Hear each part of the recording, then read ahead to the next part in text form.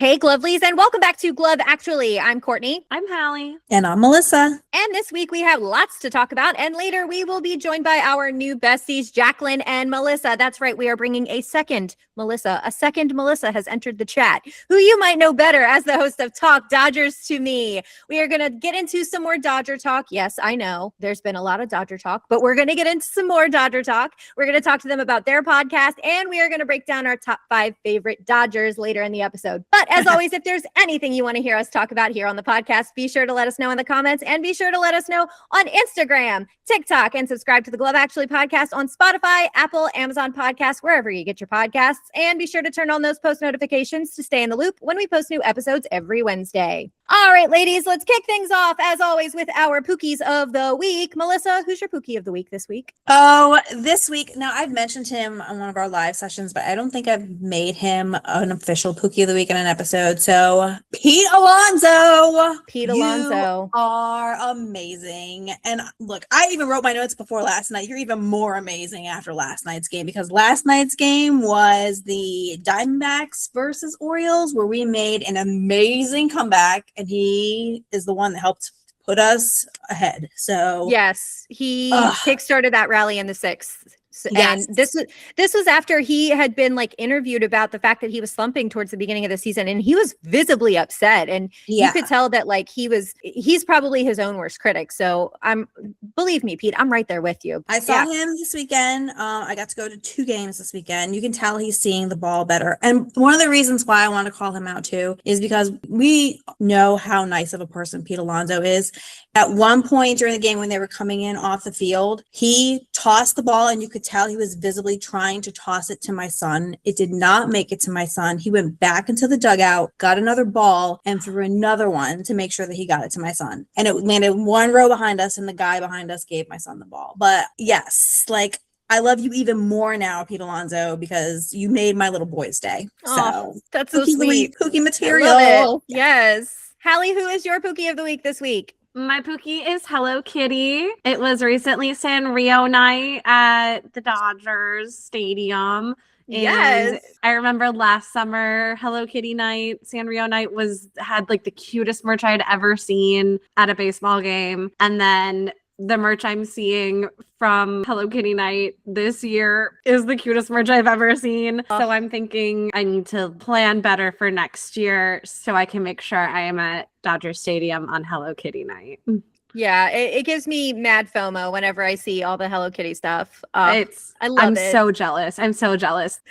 I love it. So I know we're talking Dodgers today, but I have to go back to their World Series opponents from last year, because there's one specific player that has been all over my social feeds for the past few weeks, specifically pictures of him without a shirt on. And Davis Schneider, we need to have a conversation about Davis Schneider, because damn, whew, I might need a cold shower. You've never seen pictures of Davis Schneider without a shirt on? Apparently not. Melissa, you're missing out. I usually don't get thirsty on this podcast. It is very rare that this happens, but that's damn, my job. Davis Schneider. It's true. I'm surprised Melissa hasn't hit us with a who dat. I'm going to look as we talk right now, so don't you worry. I'll get back to you on that one. We're gonna get who dat in probably 30 seconds. So yes, you will. Just keep on counting down. All right, Glovelies. We want to hear from you. Who's your Pookie of the week this week? Be sure to tag your Pookie if you can. Let us know in the comments. All right, Glovelies. This week we have 2 new besties joining us. And like I said earlier, a new Melissa has entered the chat. Today we are joined by Melissa and Jaclyn, the hosts of Talk Dodgers to Me. Welcome, ladies. Welcome to the pod. Thank you so much for having us. Thank you, ladies. So nice to be on. Of course. We are so happy to have you. So obviously we're going to get into some Dodger talk with you guys. And then Hallie's going to give you a rapid fire quiz so that the Glovelies can get to know you a little bit better. And then we're going to get your takes on our top 5 of this week. Does that sound good to you? Sounds good, but can we Google David Schneider first? David Schneider? Where are these shirtless pictures? On Twitter. Oh, what? Yeah. That's All right, now that we got that out of the way. God bless Canada, I guess. I love it. So, Melissa, Jaclyn, I've got to know, who are your Pookies of the week? Okay, I'm going to go with Justin Robleski because He Okay. had 8 shutout innings for us, scoreless innings, longest he's ever gone. And he's looking really good. And I'm really happy for him. So Yeah. go Robo. My Pookie of the week is going to be Teoscar Hernandez. He is also, we love him so much, but he has been like an advocate. His son has autism. You know, one of our, I don't know, how would you describe RJ and what his position? He's a clubhouse guy that's been working for the Dodgers for 10 years, has 3 World Series rings. Yeah. And he's like the heart of the clubhouse. Yeah, and he has autism, and he is just, we love him. And so anything highlighted around that, and our team did a really special thing for autism, and Teoscar was part of it. And yeah, he's just, his bright smile, and he's just the best. So hats off to Teo. Yes, Yay. a philanthropic Pookie. Pookie. That's Yeah, wonderful. So, okay, first question I have to ask you guys is, how did you meet? How long have you guys been friends? So October 2024, I had come back. I wasn't going to do my brand, and people talked me into it. So I dropped a piece. Literally, it came in October. And so I went balls to the walls because we were on this run, and it was October baseball. And I reached out to Melissa. I saw her podcast, and I just thought it was so amazing. And so I said, would you want to wear one of my pieces? And she goes, I record tonight. And so she goes, I live in Santa Monica. And if you know, in LA, when you're on this side, driving to the west side is never like that easy. But I was like, okay, done, on my way. So I brought her a piece, and we honestly just instantly connected as just support and friends. And we ended up winning the World Series, and we just kind of, our friendship grew. And yeah, that's kind of where it started. So October 2024. Yeah, really. We met through the Dodger community. I had been doing the podcast. I started it in April 2024, and October came. Jaclyn messaged me. I'm like, can you call me? She called me, and I'm like, oh, this is my girl. And when we met, it's like, sometimes, you just meet someone and you just instantly are besties. We went to next spring training together, and I really got to see like what this could be like with Jaclyn doing this with me. And it was a game changer. And I asked her to join me for season 2. But truly, our hearts are just friends, and we support, and we're here for each other through this journey of doing this. And that's really what's the most special. Yeah, being in the sports world and being able to talk to someone who you can really relate to, it was just so nice. And we just, that's been the base of everything for us. Baseball brings people together. So, Melissa, what inspired you to start the podcast? What was kind of like your catalyst for wanting to start that? So I had been wanting to start a podcast for a couple years, but I really thought it was going to be more like self-help vibes. I have a psychology background and got certified to be a life coach. And then in 2023, I lost my cousin, Justin, and my aunt, Nini, back to back. And when I came back to LA, I really was like a different person and in such a sad place that I escaped into baseball more than ever. And it's always been my escape since I lost my dad as a teenager. And that was always our thing. And it truly was the only thing making me happy. I would watch highlights over and over again. And this team was so good. And I'm becoming obsessed with them at the time. And I would, when I started wanting to kind of like leave my little home bubble of sadness, I would put on a Dodger hat or a Dodger shirt and walk outside and I didn't want anyone to ask me how I was doing or anything like that. I just felt comfortable talking about the Dodgers. And that's really how I found myself like going up to random people in the grocery store, like, oh my God, did you see Freddie's home run last night? They'd either talk to me or be like, I'm just wearing the hat. But really that's how Talk Dodgers to me came. That's amazing. And I feel very, I feel very moved by you took your grief and you turned it into something productive, because that's a lot of times that's profoundly difficult. So kudos to you for being able to kind of take that big step. So just wanted to say that. Of course. So I think this obviously goes without saying, you guys have been Dodger fans lifelong. Am I correct? She has, not me. I was born and raised here, so me. Yes. Okay. Blood blue, all the things, going to games since I was a baby. But she's from New Jersey. Yeah, my dad was a diehard Phillies fan, and I grew up in Yankee territory. So when I booked a one-way flight and moved to LA when I was 22, I didn't know anybody here, but I knew I loved baseball. And so I started going to games and became more and more obsessed. It's when the Guggenheim group took over. So it was like a whole different era of Dodger baseball. And Clayton Kershaw was the talk of the town. And I just, I become obsessed obsessed with something and I want to know everything about it. I really fell in love with the culture of the Dodgers and giving back and just how much they cared about families. And I loved the players. That's how I became a Dodger fan. Well, this actually kind of leads me into my next question, and I think you actually just answered it. What is it about the team that makes you so proud to support them? But I mean, the philanthropy, and I feel like the Dodgers are one of those teams where, like, across the board, they're all just like good, nice, respectful, humble human beings. Yeah. No, that's really it. And Jaclyn mentioned RJ before. RJ is the son of Rodney and Holly Pete. And when I heard his story of how like they hired RJ, who has autism, and really gave him a life and purpose and a family, it was stories like that of things that you don't hear, they're not bragging about, but like told me a lot about who they are and what they cared about. And to me, that's everything. What was the player that they paid? Andrew Tolles. Yeah, they had him on Yes. to be able to give him health insurance and be able to give him care for his stuff. And yeah, I know it's little things like that. I mean, I've gone through a lot of generations of different Dodgers, and obviously being young into who I am now, you know, you look and you love the team for so many different reasons, you know. But I will say, yeah, the players and the winning is just an extra. yeah. Yeah. It's the cherry on top. It helps if your team wins a lot. Absolutely. Talking a little bit more about your content and the podcast.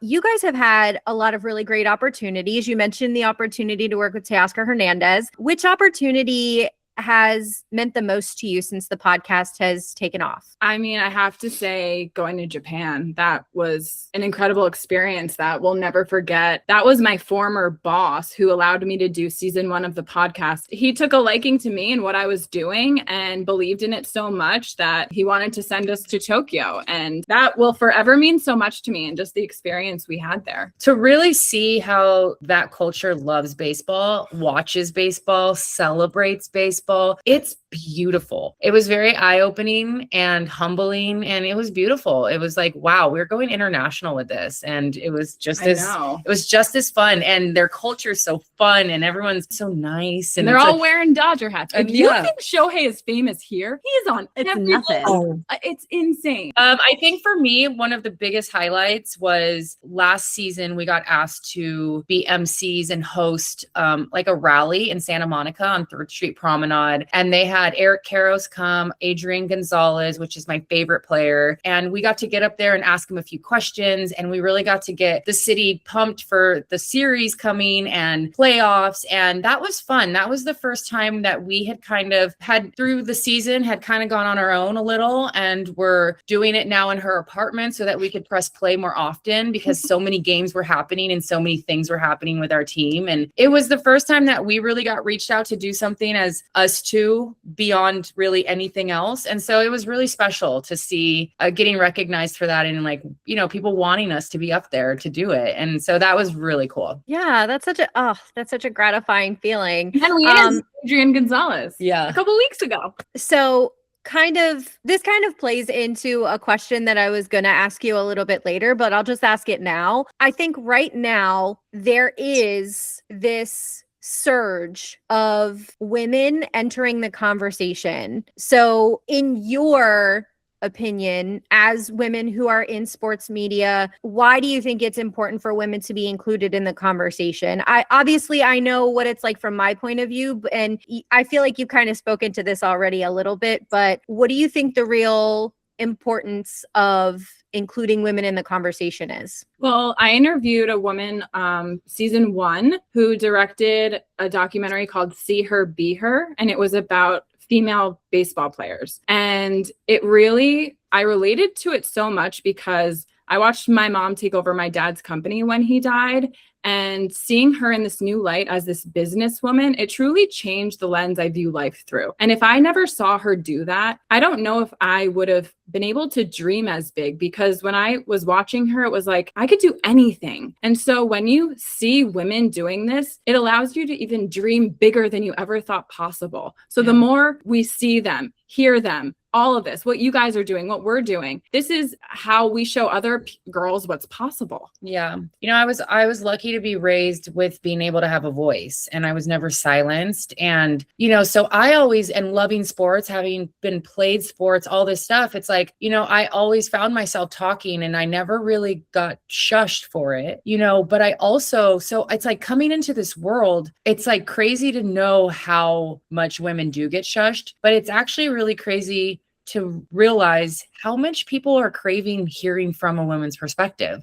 And that's all across the board. There isn't really been that much hate of telling us to shut up. There's actually been people more so just telling us to keep going. And that just tells me that there's such a void and there's like to be filled. And I think that's why it's being so welcomed and girls are able to start taking off and really start getting this momentum, because people actually really do want to hear from a female and what their perspective is. Maybe it not always being about a statistic or, coming from this macho energy or just a man's brain. Like people want to hear from a woman. And I think we have to just shout out Chella, Jaclyn's mom, right now, because she's sitting right opposite us, watching us, cheering us on right now, having her own live show of the podcast. Yes. Women supporting women. In comments, watching every episode and telling us how great we are. And that just is everything. Totally. That's amazing. That warms my heart so much. Before we get into our rapid fire quiz, I would love to know, what are your Blind World Series predictions? Repeat. Why bother asking? Who would you like to see the Dodgers take on as they vie for their three-peat? I mean, you know what? From 2024, I didn't think the Mets were going to fall off the way they did. I didn't think the Yankees were going to fall off the way they did. So to be honest, I know we didn't take the full series from Blue Jays. I don't know. Let's go. Because anyone can kind of rise to the occasion, I guess. People hate on the Dodgers all the time, but we want to play teams that are also competitive. So if it's a Yankees rematch or Blue Jays, I want another team. Come on. We want to see these teams do well.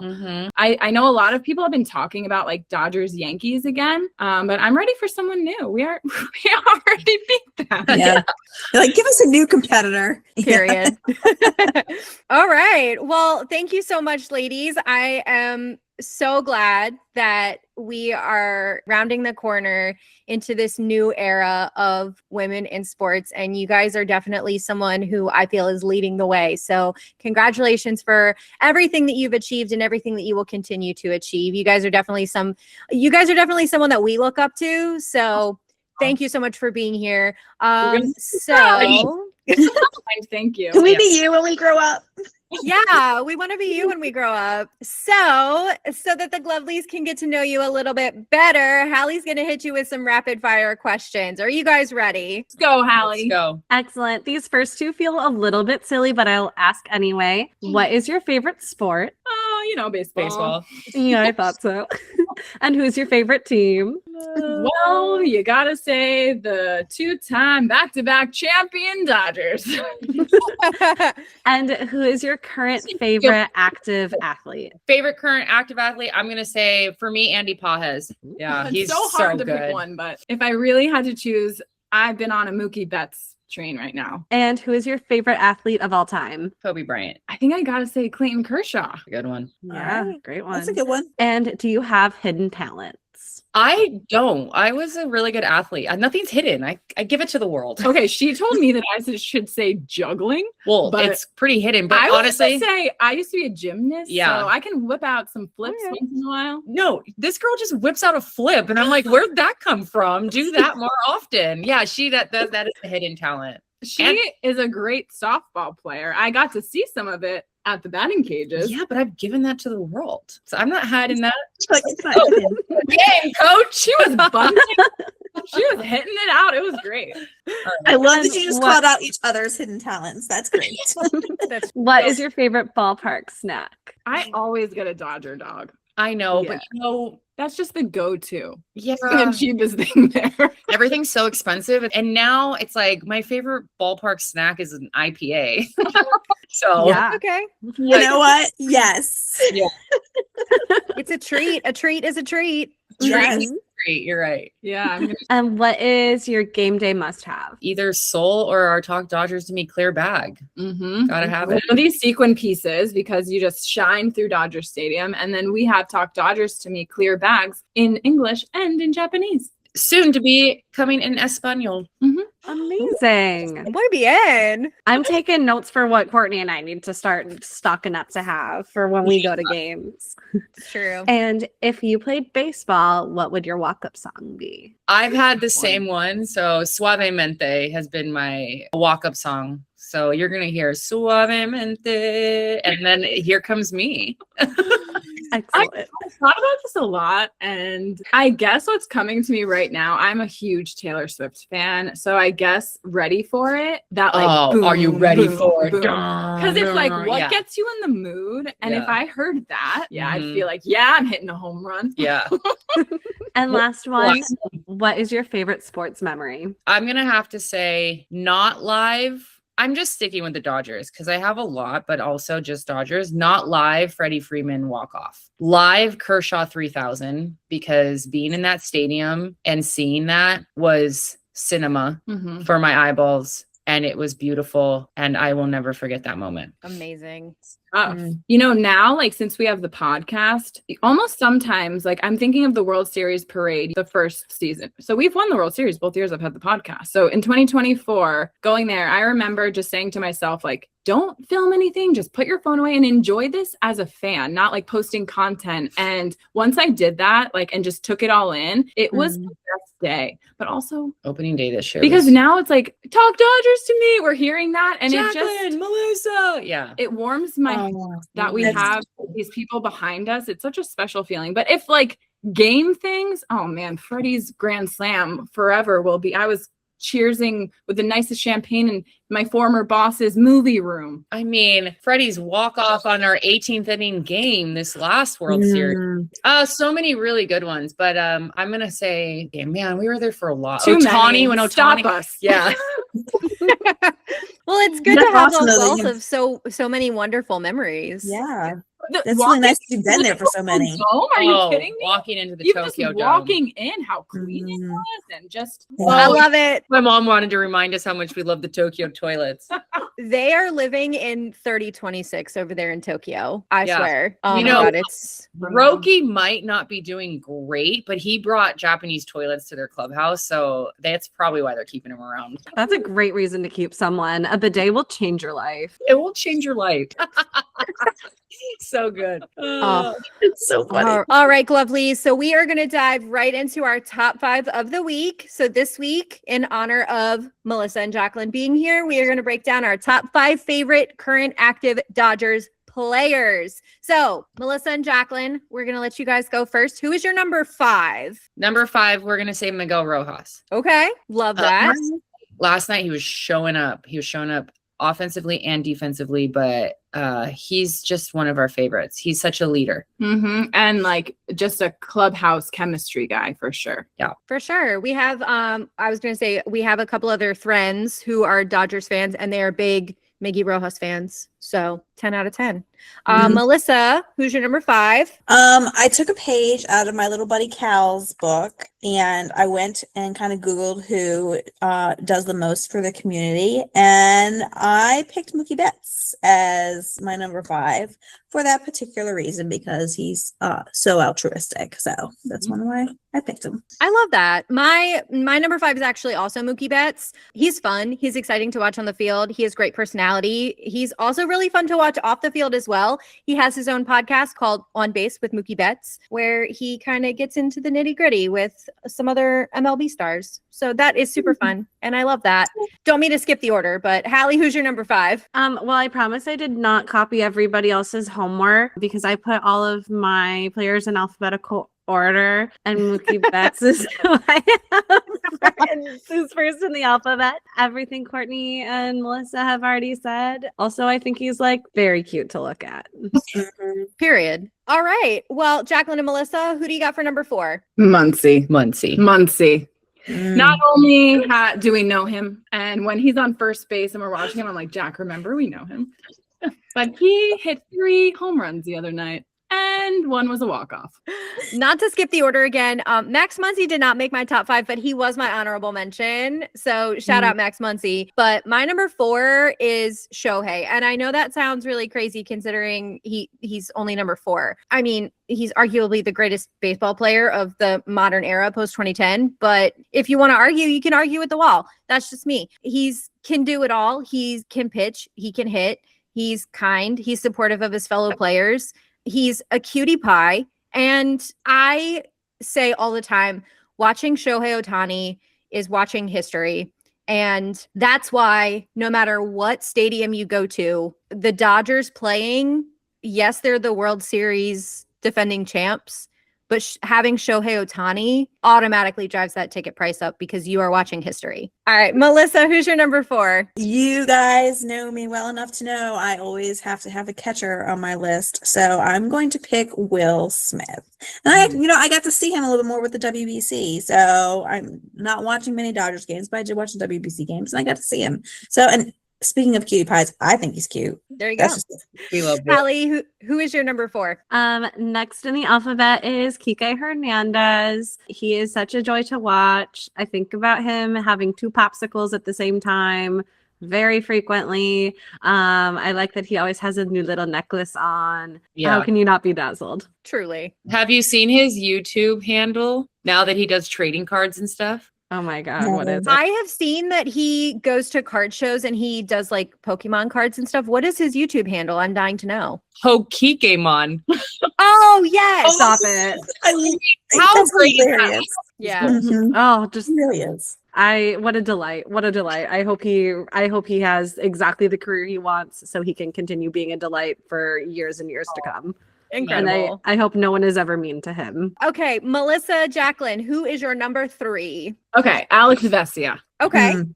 He is one of our bullpen guys, but he's also really loved by the Dodger community. He and his wife lost their daughter during the World Series last year, and everyone in LA just rallied around him and his family. Kayla also was the first Dodger wife I had on the podcast.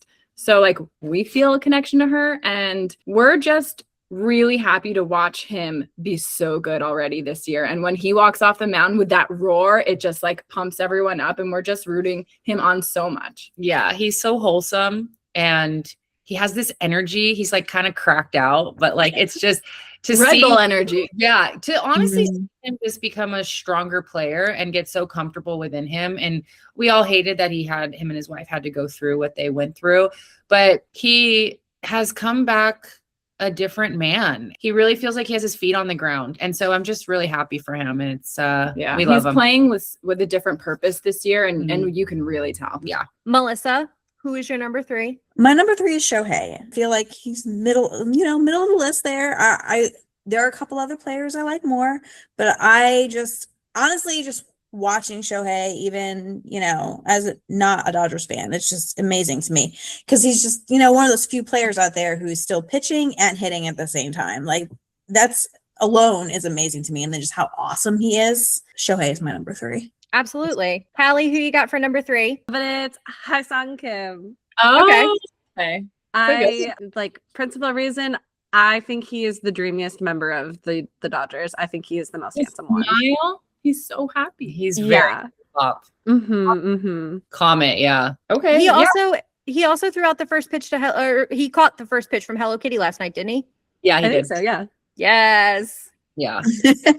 Incredible. He was a great surprise to have last season. And then he felt so bad that he didn't make the roster, but he stayed consistent because he came up and he's been doing so well for us. And Mhm. so Yeah. we big fans. My number 3 is Freddie Freeman. He is kind of universally adored from every side of the MLB, from his time in Atlanta to his time in Los Angeles. He seems like, again, just an overall good guy, respectful, doesn't talk down or badly about anybody. I don't think anybody in MLB has a bad word to say about him. So if you ask me, first ballot Hall of Fame for sure. No doubt in my mind. And to be honest, he is all those things. And then even if you like don't think of it and you watch him play, he's just so good. He gets every ball. He's so does. slick. Yeah, he's just like He's like Superman on first base. Yeah. It's crazy. Okay, so let's hit number 2. So we're coming to the end of our list. Jaclyn, Melissa, who you got for number 2? I can't believe there's so many players that we're not even going to be able to talk about. And I keep I know. wanting I to know. choose that you guys didn't choose just to give some other guys some shine. Of course. We do a player of the week when we remember to. Oh yeah, let's go for that. And last week, mine was Alex Freeland, who's getting a shot with Okay. Tommy Edman injured. And he's been really good and like just has this edge to his game that I'm really enjoying seeing. And yeah, he's doing his job. He's getting on base. He's moving guys over. He's playing good defense. So Alex Freeland, we'll keep you. Okay, fine. Love I like it. that. We love small ball. Oh, we love Yeah, football. definitely. Melissa, who you got for number 2? I picked Freddie. Obviously, we've already talked about a lot of great reasons why everyone should pick Freddie. The one thing that you guys didn't say that I do want to call out that really stands out to me is that he looks like he is such a good dad. I mean, you look through his Instagram and it is his family, his kids, bringing them out on the field all the time. Like he looks like he's a family guy, and we know like that's something that really is important to me. So I picked Freddie for number 2 for that reason. I love it. Mhm. Allie, who's your number 2? Shohei Ohtani. What is there to say that hasn't been said before? I have a very special memory of watching the Dodgers while my grandpa was in the hospital last fall, and he didn't have a whole lot to say because he couldn't have a whole lot to say, but when Shohei would come up, he found the will to say something. Oh, I love And so that. that's very really special to me. Well, now we're gonna cry again. I know. Well done. My number 2 is, it's got to be Yoshinori Yamamoto. He is a dynamite pitcher. He's a huge team player. He threw 3 times, once in relief for the World Series. Humble, respectful. It's always great to see him shovel on the mound. Very sorry for breaking up your almost no-hitter in Baltimore on 21-31 night, Yoshi.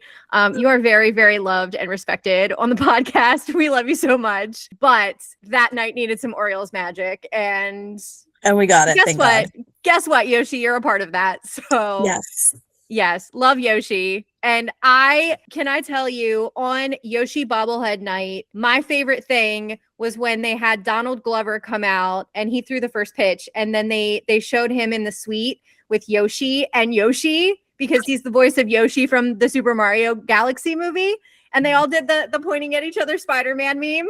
That was my favorite.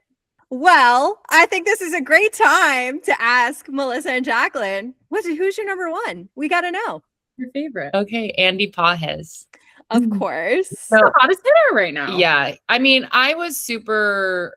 I don't know. I saw something in him last season. He was coming through, and his swing has just gotten better. He's just becoming this player, and I'm just here for it. I don't know how else to explain it. He just comes through. Last night, are you kidding me? He's just so good. He's so good. It's so cool to watch these guys like from the beginning of their careers. Yeah. And Jaclyn really has been on Andy Pajes train for over a year now.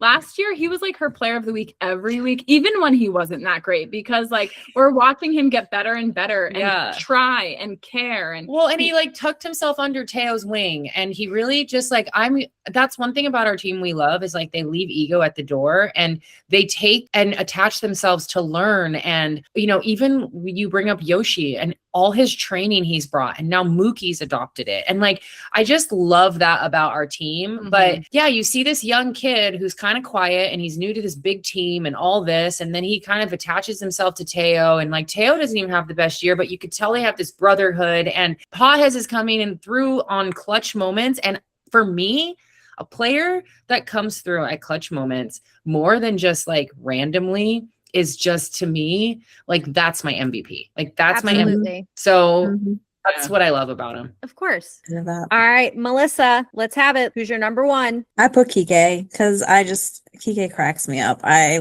love following Kike. I love just the random clips.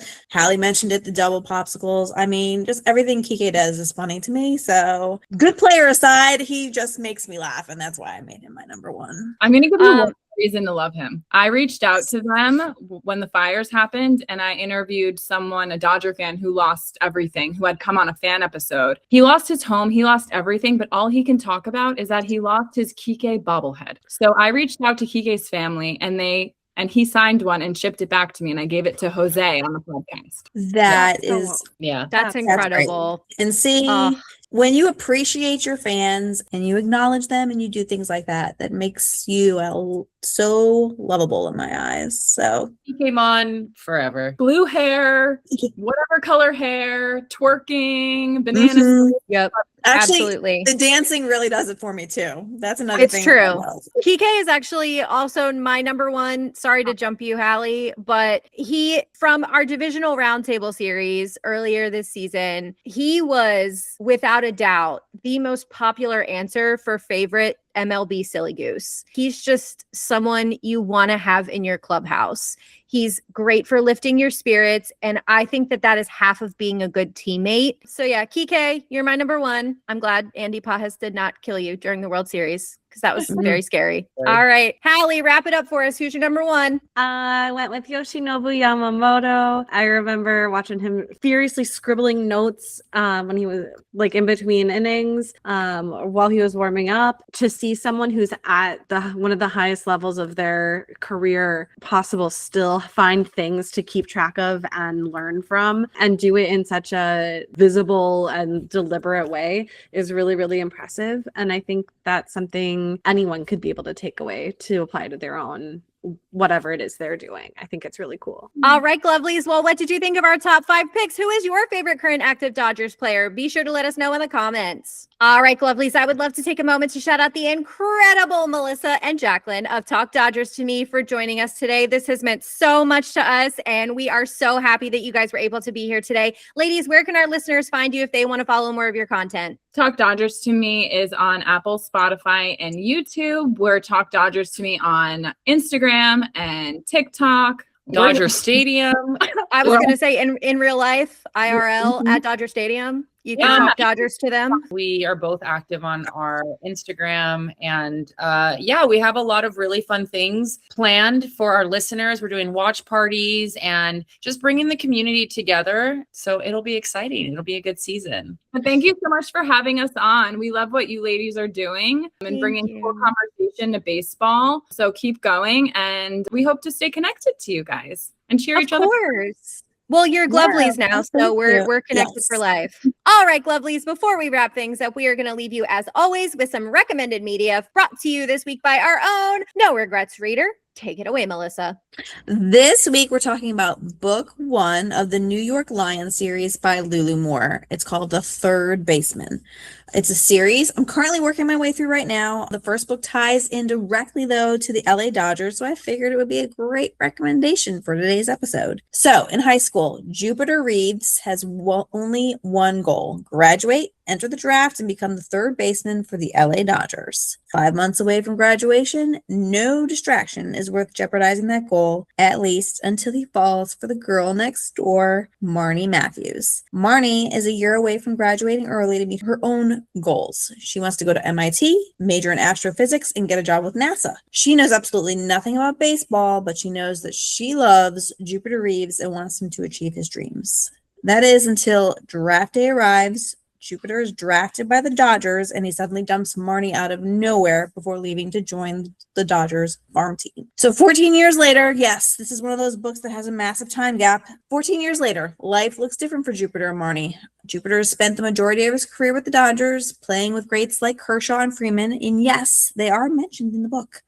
And Marnie has been working with NASA and is recently divorced from her astronaut ex-husband. So not long after Jupiter signs a contract to play for the New York Lions, Marnie is hired as their new baseball science analyst. Baseball fans all over the country are wondering why Jupiter has left the Dodgers to join the worst team in the MLB, but the mystery is solved for Marnie very quickly after her arrival in New York. Jupiter agreed to play for the Lions as long as the owner of the Lions hired Marnie. It may have been 14 years, but Jupiter has never moved on from her and is hell-bent on getting her back. But Marnie has no intention of entertaining any type of relationship with Jupiter since she's never gotten over the way he left her brokenhearted on her front stoop the day of the draft. So the book alternates between high school flashbacks and the present, and the reader learns why Jupiter left Marnie in the first place and why Marnie should really give Jupiter that second chance. So, as I mentioned, tropes, you got the high school sweethearts that turns into rivals, that turns into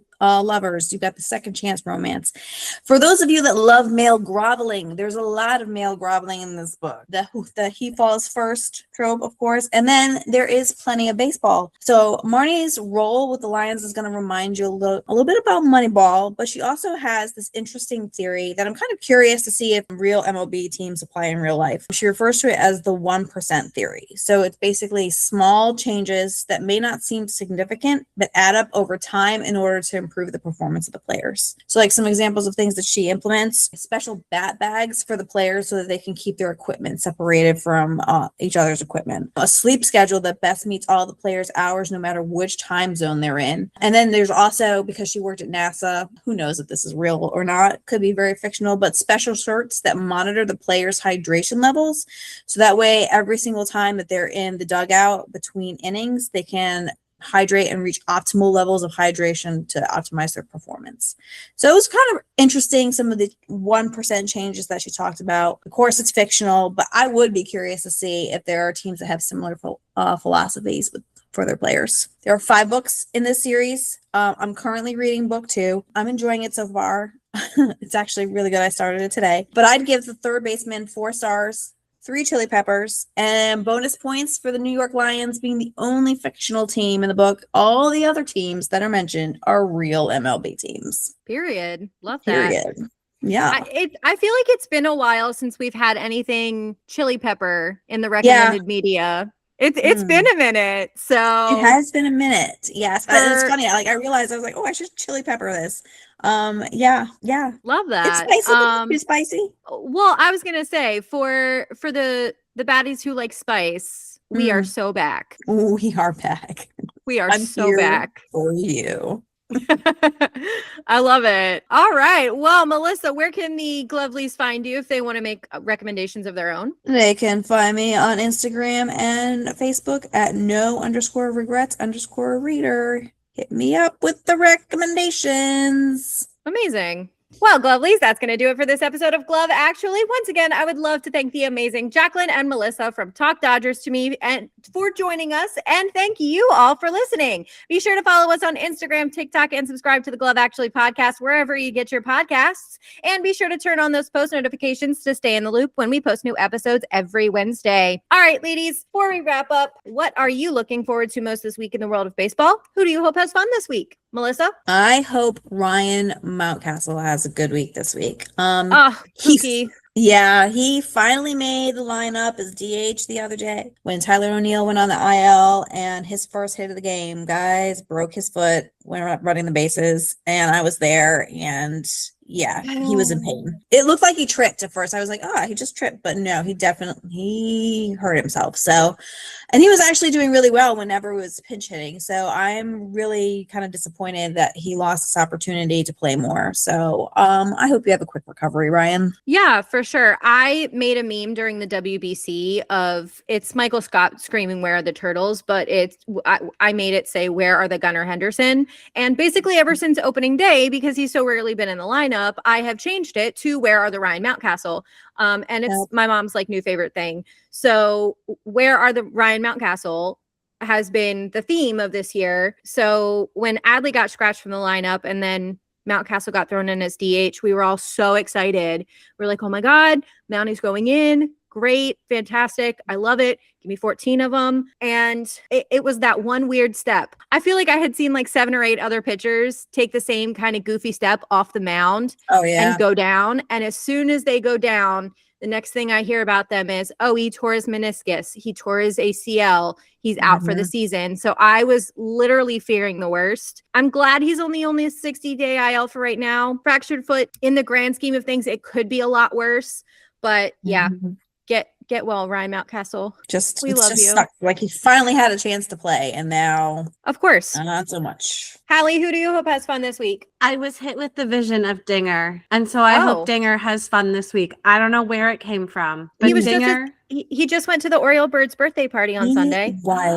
That's so lovely. Dinger was there, and Southpaw was there. There was Screech was there. Yes. But I hope Dinger has a good week. I love you, Dinger. You are so cute. The Rockies are doing okay this year. Knock on wood. They are. Like Rockies for the wild card this year.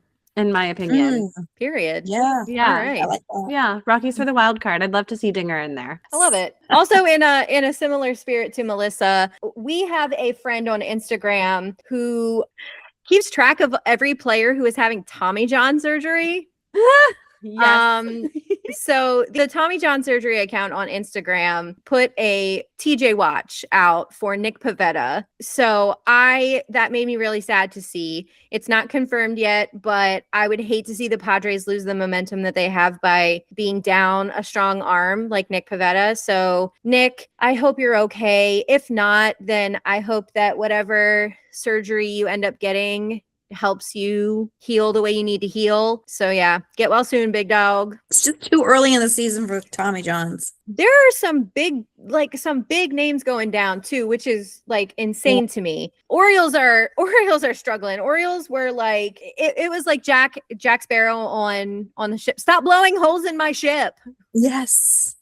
It was like Adley Rutschman, Ryan Mountcastle, and Tyler O'Neill in the span of 24 hours. It was crazy. Mhm. All right. So if anybody needs me, I'll be driving to Camden Yards with 1,000 yards of bubble wrap in my back seat. So, all right, Glovelies, this has been Glove Actually. I'm Courtney. I'm Allie. And I'm Melissa. Thank you so much for joining us today. Have a great week, Glovelies. And as always, be kind, keep it cute, and stay Stay glovely. glovely.